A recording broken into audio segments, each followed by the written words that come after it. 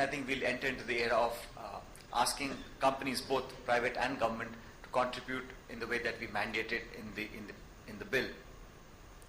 People have asked me the CSR provision, why 2%?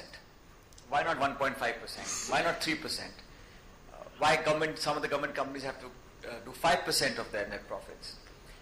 And again, I'd like to submit to all of you that this percentage, this cap, this class of companies, this was not thought of by one minister or one bureaucrat sitting in one dark office and deciding it will be 2%. This was done after much debate with the corporate sector, with small companies, large companies, everybody and anybody who has an interest in the corporate world was talked to, and the finality of the numbers came about after years of discussion. And I have to admit, there was much back and forth. There were voices who were saying that 2% is too less. If a company is making 1,000 crore profit, why should not 1/5 of it be taken and put into development of the community? There were some who were saying, why should there be a forced philanthropy? Why should people be asked to do something? Because charity is something that must come from within, and so on and so forth. So that debate happened much before I became Corporate Affairs Minister, but it was happening for a few years. And the reason I'm pointing this out is because I keep reading a lot of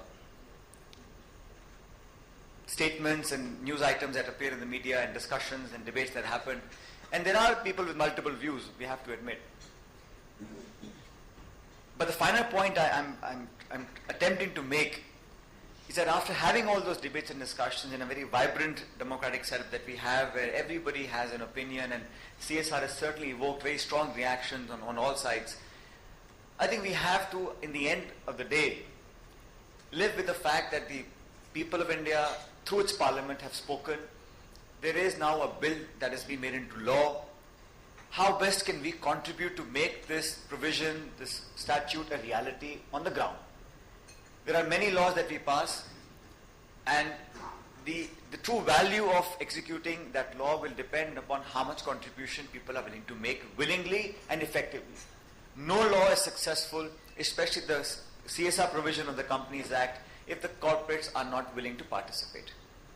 If somebody wants to circumvent the system and find ways to detect loopholes and go around it, I'm sure it's possible.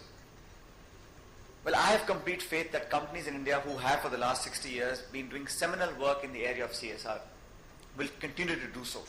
In fact, now it will be done in a way that is much more structured. It has a platform, we have technology, websites, internet, disclosures are mandatory, shareholders, people, consumers, NGOs, the media, everybody will want to know. And I think companies that have done so much work in the last few decades will tremendously benefit, and the companies that want to do from now onwards will also be able to generate the kind of goodwill that perhaps your regular, traditional, conventional sponsorships were not able to do. One thing is to do spending money on advertisement and brand building, and the other is to endear yourself into the communities where you're actually doing those manufacturing or the physical presence of the factory or the unit. And how can you create that bond and affinity by showing that you, as a separate legal entity, the company and the unit and the organization itself is committed to doing something for the development of the community. And what those things will be, I think we've left it very, very open. As Mr. Behzad said in the beginning, the intent is not to make it so confined that people are restricted to doing things that is being mandated by the government of India. We want to keep the canvas as wide as possible, at least in the beginning, so that every company which has a different belief, why should I think that one company which wants to protect the environment is less effective than a company that wants to work against malnutrition or fighting disease? You can do whatever you want, but as long as you're meeting with the set of provisions that are mandated in the law, which are quite simple to be honest with you, that there is a CSR committee on the board, and at least one member of the CSR committee should be an independent director. The CSR committee proposes a project, the board must approve it. Once the approval is made, put it up on the website, and you have self-reporting and self-disclosures as to what is the end objective of the project. I have personally suggested to companies that if we try and make our objectives less philosophical and more practical, I think we'll have much more better outcomes that are visible, that people can see. The other question is then, how do you verify? How do you keep a check on who's doing what? Here I have a different opinion. I don't think it should be the government of India or any of its agencies or any of inspectors and government officials going to companies and asking for their account books and seeing what is right and what is wrong. I think we must leave it to the conscience of the companies to make sure that they satisfy the CSR committee, the board members, and its own shareholders. And then, we have the good old internet to tell the world all the good work that is happening. That, I think, is sufficient. I don't feel the need that me as a minister or my ministry should sit as a judge and jury of what is good and bad. And I think this bill is, it's a law, but it's also facilitating platform. So companies are asked to do this, and it's not for all companies, only for profit-making large enterprises which can afford to part with 2% of their profits, to do something that is going to end up helping them build better relations with people at large, get a happier, healthier, more educated, more skill-developed labor force. Which entity, which company can grow in isolation? And another question people ask me sometimes is that, has the government abdicated its job? Is the government not going to do what it's supposed to be doing, which is to make schools and roads and hospitals and toilets, etc.? Certainly not. I mean, let nobody ever think that the government of India, government of the day, is abdicating its responsibility of developing this country and looking after the poor and needy and leaving that job to the corporate sector. Certainly not. But I think it's an appropriate time in our economic history and present that we are able to collaborate. There is whether somebody likes it or not, at least in my view, there is a trust deficit somewhere. It may be a wrong perception, but there is a growing trust deficit at some levels between, forget the rich and poor, but even in the areas that are operating where people believe that tremendous amount of profits have been generated, but the people who live on top of that soil that generates that profit, whether it's through revenues of sales and marketing or through minerals and resources, are not able to really see that benefit. And I think it's more symbolic than actually, if you look at the numbers that are going to be coming out of 100% compliance of CSR activity, it is a minute fraction of what the outlays the government of India has, for example, for doing things that we are hoping to achieve through CSR. So it's not a question of filling the gaps and stepping in where the government is not present. It's about symbolically a gesture that is going to create an enormous goodwill that you cannot get by doing sponsorships of any sort. So this is something that has to be really thought of and internalized. And I think this is a new idea. This will certainly take some time before it settles in as a fundamental concept in the core ethics of every business enterprise. The final point of the 2% is that another very interesting question somebody asked me, and this is all happening as the bill got made into law. Somebody asked me a question, well, Mr. Minister, if we are doing a CSR activity today as a business, putting a lot of money, helping people develop skills, training them, etc., through an institute, through a foundation, through a trust, and for the first 5 years we invest a lot of money, and in the 6th year that project starts making money for the company, will that still remain CSR?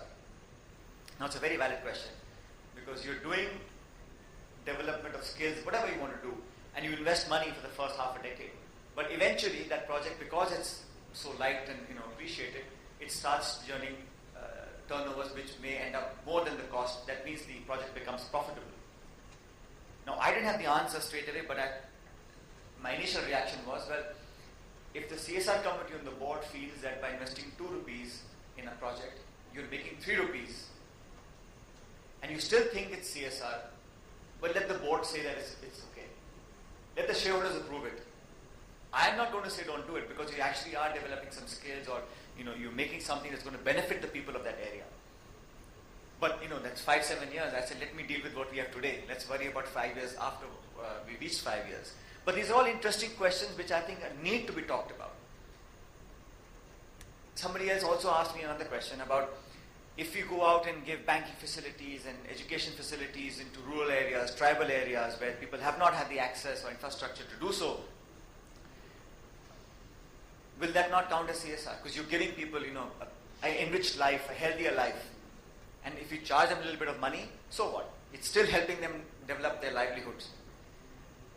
I said, well, if you think every business development or every marketing strategy to, go into new geographies, to explore new markets is a legitimate business development activity of every company.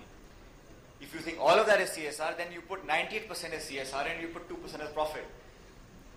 So these are all very interesting questions we'll all have to deal with and to see what best we can do. But I just want to assure you and use this occasion to re-emphasize the fact that at no point me as a minister or we as government are approaching this with a very fixed mindset of this is what we think we should do. We've kept it very open for companies, for themselves to realize what could be possible is to be done. And a bank may have a different idea of how they want to contribute.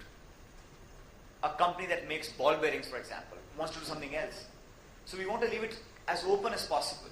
There have been suggestions which have said that forget doing 100 things, focus on 2 things. Tell the entire Indian corporate sector, हमको और कुछ नहीं करना, हमें 2 चीज करनी है. Finish that in 2 years. And that's one approach.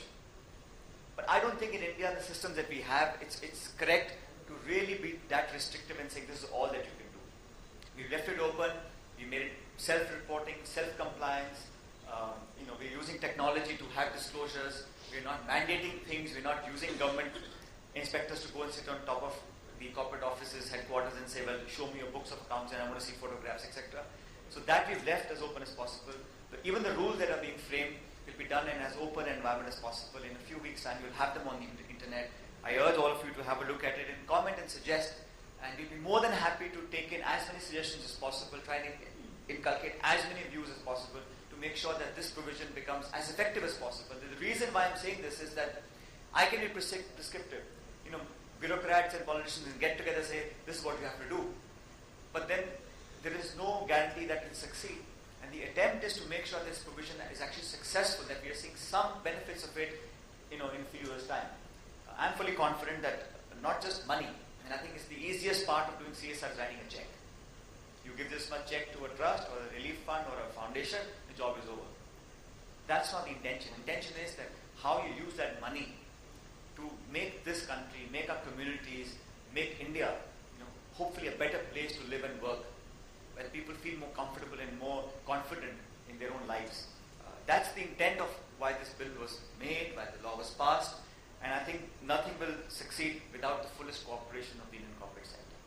And I'm very confident. I've had many discussions with many corporate leaders, in the Chamber of Commerce, across the country, and everywhere I've gone, there have been few questions raised, there have been some clarifications sought, but overall the sense I got was that everybody is in favor of doing this and to make sure that this provision of the company's law becomes an effective one, becomes a game changer in some sense. Nowadays a lot of things have become game changing, but at least this provision will certainly be taken in the spirit that we've intended it to be.